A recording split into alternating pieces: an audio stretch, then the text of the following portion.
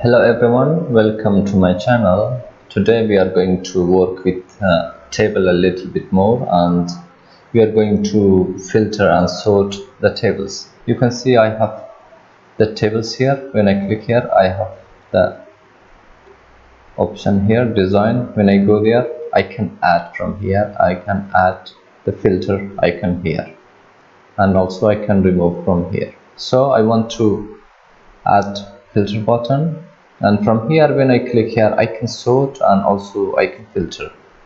When I come here, you can see from here I can sort my table. I just click here on this. You can see I sort by shape mode, and also I can come here and filter by year. I just select 2022 and okay. You can see,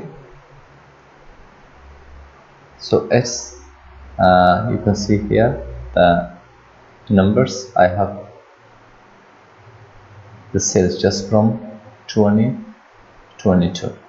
If I want to remove that, it's pretty easy. I just come here and clear filter from there, and yes, it works magically. And here from this tiny little tables, these are the same. I just come here and on this, and I just want the New York. Okay, you can see I have just the states of New York, the orders from the state of New York. And here also, if I want to come here and on the filter icon, and I just want to sort it from A to Z, and after that I just can go back and remove the filter icon.